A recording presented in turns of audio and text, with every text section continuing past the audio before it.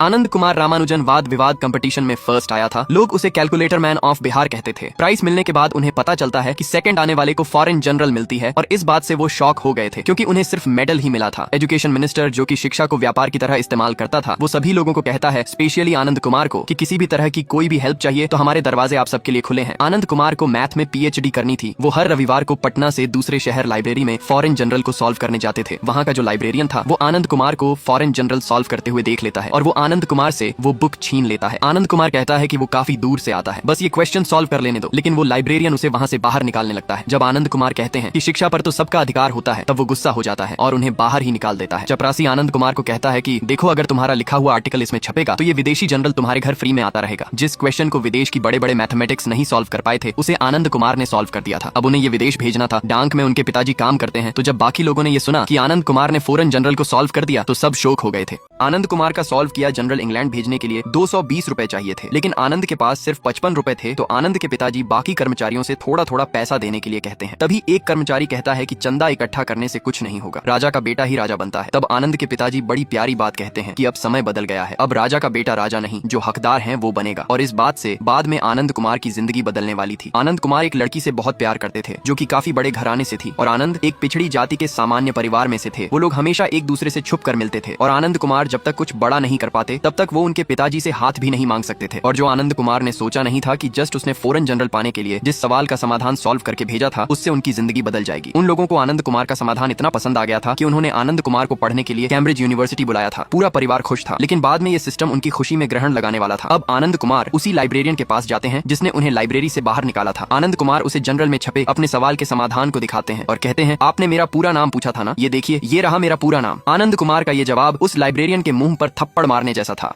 पूरा परिवार खुशियां मना रहा था। सभी लोग आनंद कुमार के इंग्लैंड जाने की तैयारी कर रहे थे, लेकिन जल्द ही उनकी खुशियों पर ग्रहण लगने वाला था। आनंद कुमार कैम्ब्रिज यूनिवर्सिटी पढ़ने के लिए जा रहे थे तो उनकी प्रेमिका ने सोचा इस मौके पर उन्हें अपने पिताजी से मिलवा दिया जाए। वो ठहरे बड़े और ऊंचे घराने के लोग, तो उनकी बातों से ही भेदभाव का अंतर पता चल रहा था। वो आनंद कुमार को कहते हैं, भाई, आपकी सोसाइटी में से कोई इतना ऊपर जाता नहीं है, लेकिन जो भी है बढ़िया है। वो आनंद कुमार से पूछते हैं, अब आप वहाँ जा ही रहे हो तो उस सब का इंतजाम कैसे करोगे? आनंद कुमार कहते हैं, पिताजी ने PF से लोन लेकर आधी रकम भर दी है और आधी रकम की सहायता एजुकेशन मिनिस्टर से हो जाएगी, क्योंकि उन्होंने वादा किया था। आनंद कुमार एजुकेशन मिनिस्टर के पास बड़ी उम्मीद के साथ आर्थिक सहायता लेने के लिए जाते हैं, लेकिन वो करप्ट और भ्रष्ट मिनिस्टर था। उसे अपनी कहीं कोई बात याद नहीं थी, बस वो जनता के सामने बड़े बड़े वादे करता रहता था। एजुकेशन मिनिस्टर पैसे की बात सुनते ही बातों को घुमाने लगा। आनंद कुमार इतनी कोशिश करते हैं उन्हें समझाने की कि आपने वादा किया था हमें आर्थिक सहायता करने की। आनंद कुमार अपना मेडल भी दिखाते हैं जो कि एजुकेशन मिनिस्टर ने ही दिया था, लेकिन उस एजुकेशन मिनिस्टर ने आनंद कुमार की किसी भी तरीके की कोई मदद नहीं की। सारे सपने एक आदमी के झूठे वादे ने तोड़ दिए थे। आनंद कुमार के पिताजी बहुत कोशिश करते हैं लोन लेने की, दूसरों से पैसे मांगने की, लेकिन कहीं से भी कोई मदद नहीं होती। रात को सभी लोग बैठकर खाना खा रहे थे, सब लोग शांत चुपचाप बैठे थे। तो आनंद कुमार की मम्मी सबका ध्यान हटाने के लिए कहती है, क्या हुआ अगर कैम्ब्रिज यूनिवर्सिटी नहीं जा पाए, जो लोग कैम्ब्रिज नहीं जाते, तो क्या उनकी जिंदगी रुक जाती है? तभी अचानक से आनंद कुमार के पिताजी बेहोश हो जाते हैं। बारिश भी बहुत तेज हो रही थी और उन्हें अस्पताल ले जाने के लिए साइकिल के अलावा कोई साधन नहीं था। आनंद कुमार अपने पिताजी को साइकिल में ले जा रहे थे, लेकिन तभी साइकिल की चेन टूट जाती है और आनंद कुमार अपने पिताजी को खो देते हैं। एक हंसते खिलते परिवार को उस झूठे एजुकेशन मिनिस्टर के वादे ने तोड़ दिया था। आनंद कुमार के भविष्य का कोई पता नहीं था, तो वो अपनी प्रेमिका को कोई अच्छा लड़का देखकर शादी करने के लिए कहते हैं। पिताजी की सैलरी से ही घर चलता था, लेकिन अब वो ही नहीं रहे। जो लड़का कैलकुलेटर मैन ऑफ बिहार कहलाता था, वो गली गली घर चलाने के लिए पापड़ बेच रहा था। हाथ में कलम और किताब की जगह पापड़ थे। धीरे धीरे सारे सपने टूटते जा रहे थे। कैम्ब्रिज यूनिवर्सिटी का ऑफर लेटर पापड़ के साथ चला गया था। लेटर के जलने के साथ सारे सपने भी जल गए थे। एक दिन जब आनंद कुमार पापड़ बेच रहे थे, एक्सीडेंट होने के बाद आनंद कुमार को अपनी नहीं पड़ी थी कि कहीं उन्हें चोट तो नहीं लगी। वो अपने गिरे हुए पैसों को ढूंढने में व्यस्त थे। जिस आदमी की गाड़ी से आनंद कुमार की टक्कर हुई थी, वो उन्हें काफी भला बुरा कह रहे थे। तभी वो आनंद कुमार को पहचान जाते हैं। आनंद कुमार की ये हालत देखकर उन्हें यकीन नहीं हो रहा था। वो आनंद कुमार से मजाकिया अंदाज में पूछते हैं कि आपने पूरे शहर का पापड़ ले लिया है क्या? आनंद कुमार कहते हैं, नहीं, हम बेच रहे हैं और आप हमें कैसे जानते हैं? वो आदमी कहता है, शहर के सबसे ब्रिलियंट आदमी को हम नहीं जानेंगे तो कौन जानेगा? ये वही आदमी था जो एजुकेशन मिनिस्टर के साथ स्टेज पर आनंद कुमार को मेडल दे रहा था, लेकिन आनंद कुमार को कुछ याद नहीं था। वो आदमी अपना नाम लल्लन सिंह बताता है। इन्होंने भी 1987 में गोल्ड मेडल जीता था। वो भी पहले आनंद कुमार जैसे ही थे, लेकिन अब आनंद कुमार की हालत देखकर वो कहते हैं कि 0 की खोज से जरूरी पहले 1 से 9 तक की खोज जरूरी है, तभी जाकर 0 की वैल्यू बनती है, यानी कि पैसा ही सब कुछ है। वो आनंद कुमार को कहते हैं, आप टैलेंटेड आदमी हो यार, ये सब छोड़ो और मेरे साथ चलो। यहाँ से आनंद कुमार की जिंदगी कुछ समय के लिए बदलने वाली थी। आनंद कुमार जब लल्लन सिंह के घर पर जाते हैं तो वो दीवार पर IIT की फोटो देखते हैं। लल्लन सिंह बताते हैं कि लाखों में से एक बच्चा वहाँ जा पाता है और अमीर लोग वहाँ अपने बच्चों को भेजने के लिए लाखों रुपए देने के लिए तैयार रहते हैं। और अब ये कोचिंग का बिजनेस बन चुका है। पॉलिटिशियन, बिजनेसमैन सब लोग इसमें इन्वेस्टमेंट कर रहे हैं और उन्होंने भी एक्सीलेंस एकेडमी नाम का कोचिंग सेंटर खोला था कि वो हर हर साल अपने कोचिंग से नए नए अर्जुन निकाल सके और अर्जुन के पिताओं से ढेर सारा धन अर्जित कर सके। लल्लन सिंह को आनंद कुमार की हालत से अंदाजा था कि वो पैसों का ये ऑफर नहीं ठुकरा पाएंगे। आनंद कुमार का सब कुछ बर्बाद हो गया था और उन्हें ये अपॉर्चुनिटी उनके भविष्य को संभालने जैसी लगी, इसलिए वो मान जाते हैं। आनंद कुमार बिहार के कैलकुलेटर मैन कहलाते थे और जब उनका पोस्टर निकाला गया कि वो एक्सीलेंस कोचिंग सेंटर में पढ़ाएंगे तो बच्चों का एडमिशन डबल हो गया। पेरेंट्स अपने बच्चों को IIT में भेजने के लिए लाखों पैसे दिए जा रहे थे और अब आनंद कुमार भी ऐसो आराम की जिंदगी जी रहे थे। घर में मम्मी की मदद के लिए उन्होंने नौकरानी रख दी थी और वो जिस लड़की से प्यार करते थे उसके पिताजी भी अब उन्हें कुछ नहीं कहते थे, क्योंकि अब आनंद कुमार खूब पैसा कमा रहे थे। एक समय पर जो एजुकेशन मिनिस्टर आनंद कुमार की मदद करने से पीछे हट गया था, आज वो आनंद कुमार की वजह से खुश हो रहा था। आनंद कुमार के पढ़ाने से एक्सीलेंस एकेडमी के बच्चों की संख्या बढ़ती जा रही थी, प्रॉफिट बढ़ता जा रहा था और उसी तरह आनंद कुमार की लाइफ में भी चमक धमक बढ़ रही थी और अब आनंद कुमार को एक्सीलेंस एकेडमी का ऑथराइज्ड सेक्रेटरी बना दिया जाता है। एक्सीलेंस एकेडमी में जिन लोगों के पास पूरा पैसा नहीं होता था तो उन लोगों को एडमिशन नहीं मिलता था। होम मिनिस्टर पढ़ाई को धंधा बनाकर करोड़ों रुपए कमा रहा था।